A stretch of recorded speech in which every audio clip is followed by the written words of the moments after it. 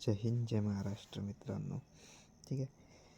नुकत्याच काल परवा मोदीजींनी आपली मन की बात कार्यक्रमातून अँटीमायक्रोबियल रेजिस्टन्सबद्दल मुद्दा घेतला का भाईसाहेब.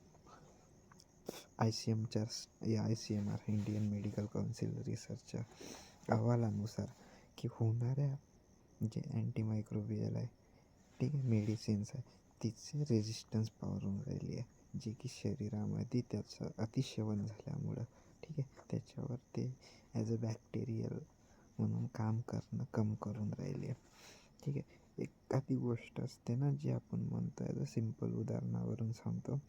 जर आपण छोट्या छोट्या पॅक फॅक्ट, ठीक, घेणारा घेत आहे, तर तो डेली जर तेवढाच घेत असेल तर तो रेजिस्टन्स होत जातो. त्याला तेवढ्या अशात फरक नाही पडत एक दिवसानंतर, एक पर्टिक्युलर टाईम पिरियडनंतर, ठीक आहे. बिकॉज ते तेवढी क्वांटिटीमधलं ते त्याच्या शरीराला रेजिस्टन्स झालेलं असते. तेवढ्याशा लिक्विडनं त्याच्यात फरक नाही पडत. ठीक आहे. तसंच आपल्या शरीरामध्ये आपण ॲज अ डॉक्टरचा सल्ला न घेता किंवा कधी कधी आपण स्वतःच डॉक्टर बनून बिमारी काय आहे, बिमारी कशामुळे झाली आहे, ठीक आहे, त्याच्यावर इलाज स्वतःच करायचा म्हणून ॲज अ अँटीबॅक्टेरियल मेडिसिन घेऊन ते बिंदास खातो. ठीक आहे. तिचा परिणाम आपल्या शरीरावर काय होतो, कारण की आपण जे अन्न खाऊन राहिलो आहोत त्याच्यातही आपण केमिकल खात आहोत. ठीक आहे.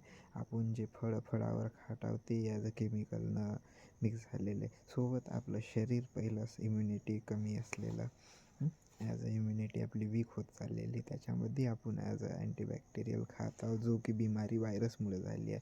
दाट खाज, आपली जी खाशी आहे, बिमारी आहे, ताप आहे, हे काही गोष्टी आहे ॲज अ जे पॅथोजन म्हणतो आपण, तो as a factor of virus असू शकतो, नॉट अ बॅक्टेरिया. तरी पण आपण ॲज अ बॅक्टेरियाची अँटीबॅक्टेरियल घेऊन त्या व्हायरसवर आपण अटॅक करण्याचा प्रयत्न करतो. पण त्याच्यामुळे काय होते, व्हायरसचा तर फरक नाही पडत, पण त्याच्यामुळे ॲज अ जे बॅक्टेरिया आहे ते मरून जातात. आणि जो बॅक्टेरिया त्या दवाईला रेजिस्टन्स होत आहे, दवाईला रेजिस्टन्स झाला, तो काय करतो, ॲज अ तो एक स्ट्रॉंग लीडर म्हणून उभरून येतो आणि तो बाकीच्या बिमाऱ्यासाठी आपल्या शरीरावर बहुत मोठ्या प्रमाणात हानिकारक बनवून येतो. ठीक आहे. बहुत मोठ्या प्रमाणामध्ये आजकाल अशी परिस्थिती निर्माण होत आहे. म्हणून मित्रांनो, जिथंही तुम्ही जासाल, जसंही तुम्हाला वाटलं का काही बहुत आपली बिमार होत आहो किंवा ॲज अ सर्दी खोकला, छोटा मोठ्या प्रमाणात ताप आहे, तर तो ॲज अ रिकवर होते 1-2 दिवसानं, 2-3 दिवसानं. तुम्ही वाट पाहा, नसेल होत तर एखादी सिम्पल मेडिसिन तुम्ही ते ॲज अ प्रिस्क्रिप्शन घेतल्यानंतर डॉक्टरच्या सल्ल्यानं घ्या. ॲज अ मेडिकलवाल्याच्या किंवा ॲज अ तुम्ही स्वतः डॉक्टर म्हणून नका हो. कारण की आपलं शरीर अनमोल आहे.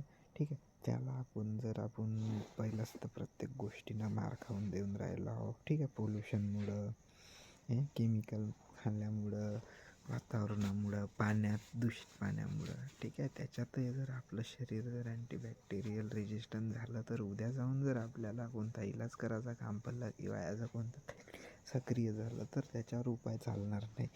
अल्टिमेट आपलं काय होईल, it cause a serious injury होईल. बहुत मोठ्या प्रमाणात आपल्या शरीरावर प्रभाव पडतील आणि कॉज डेट अल्टिमेट. ठीक आहे. कॅन्सरपेक्षा मोठी बिमारी ही असू शकते. बिकॉज त्या बॅक्टेरिया रेजिस्टन्स होण्यामागे कारण अतिडोस झालेला आपला अँटीबॅक्टेरियलचा, तो म्युटेशन जनरेट करून टाकतो. ठीक आहे. तो आपल्या येणाऱ्या पिढीला मल्टिप्लिकेशनमध्ये तो ते इम्युनिटी ग्रोथ करतो. ठीक आहे. अल्टिमेट आपलं शरीर ॲज अ बनलेलं आहे सगळ्याच गोष्टीसाठी. As a strongest immunity power आपली ह्युमन बिईंगची असते, ॲज अ सगळ्याच नवराची. पण ॲज अ आपण ज्या पद्धतीचे केमिकल आपण वापरून राहिलो, ॲज अ ते बॅक्टेरियल, अँटीबॅक्टेरियल, ठीक आहे, टायक्लोफेनेक आपण ॲज अ मविशियली दिलं, जे आपले जनावरं होते, ठीक आहे, जे ढोरं होते, ॲज अ पेन किलर म्हणून. पण त्याचा प्रभाव आपण बघितला आहे की वल्चर जे आपण म्हणतो, गीड, चील, जे आपल्या भागातले आहेत, बघत असू शकतो की काही काळापर्यंत आपल्याला दिसायचे आता बहुत कमी प्रमाण झालं आहे. बिकॉज त्यांच्या जॉईंटमध्ये त्याचे डायक्लोफेनेक, ते अल्टिमेट केमिकल खाल्ल्यामुळं किंवा त्या मांसमध्ये मिक्स असलेलं, ठीक आहे, जनावरांच्या, ते त्यांना खाल्लं. ॲज अ वल्चर म्हणजे स्केवेंजर म्हणजे तो ॲज अ सफाई कामगार म्हणून काम करतोच ना, तर त्यानं जे खाल्लं त्याच्यामुळे त्याच्या पंखामध्ये जॉईंट्समध्ये ॲज अ गॉट निर्माण झाला. त्याच्यामुळे त्याला उडणं अशक्य होत गेलं आणि अल्टिमेट कॉस्टेड डेथ झाला.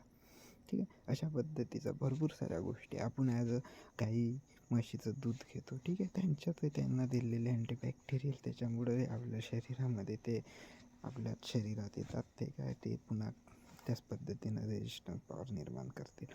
दुसरी गोष्ट अल्टिमेट आपण ॲज अ शक्यतो शेती जे करतो ठीक आहे त्याच्यामध्ये भरपूर मोठ्या प्रमाणात केमिकलचा उपयोग करतो आणि ते डायरेक्टली आपण कन्झ्युम करत आहोत. ठीक आहे.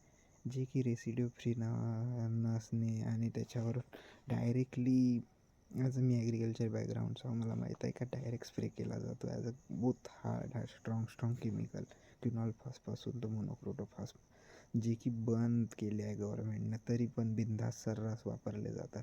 ठीक आहे. आणि ते आपण कन्झ्युम करतो ॲज अ व्हेजिटेबल म्हणून भाजीपाला म्हणून सोबतच आपण कशा ना कशा पद्धतीनं खातोच. त्याच्यामुळे शरीर कमकुवत होत चाललं आहे. आपण बघून राहिलो का आपला आयुष्यमान कार्ड किती कमी होत चालला आहे. ठीक आहे. ॲज अ 70-75 90-100 टिकणारा माणूस 70-75वर आला. काही दिवसानं 60-50वर येतील.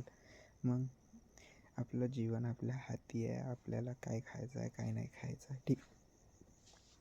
प्रत्येक जागी डॉक्टर बनून नाही चालणार ना. प्रत्येक जागी आपणच मी बोथ स्ट्रॉंग माय इम्युनिटी अशी तशी थोडी आहे. ठीक आहे. ह्या गोष्टी साध्य करून नाही चालणार. जिथं प्रिस्क्रिप्शन घ्यायचं आहे जिथं ॲज अ डॉक्टरची सल्ला घ्यायची आहे जिथं ब्लड चेक करावंच लागणार. मी ॲज अ फेवर नाही करत येत आहो किंवा कोणत्या डॉक्टरचं हे नाही करत. आपण ॲज अ आपण जीवनमध्ये आलो आहोत. आपलं शरीर आपलं सर्वात मोठी हे असते वेल्थ असते. त्याला आपण कसं बिल्डअप करून ठेवू शकतो. ठीक आहे. व्यायाम करा, योग्य आहार घ्या आणि तेच अल्टिमेट सांगेल. शक्यतो तेवढं अवॉइड करता येईल तेवढं अवॉइड करा मेडिसिन. ठीक आहे. अँटीबॅक्टेरियल. धन्यवाद. मी तेजस गाठे असेच नवीन टॉपिक घेऊन येत राहणार आणि आपल्या as a fact base research आहे ते त्याच्यावर काही कन्क्लुजन नाही. तुम्ही न्यूजवर चेक करू शकता की त्या पद्धतीचा प्रभाव पडून राहिला. ठीक आहे. कोणत्या केमिकल्स ते बॅक्टेरिया रेजिस्टन्स होऊन राहिले. ठीक आहे. चला बाय. धन्यवाद.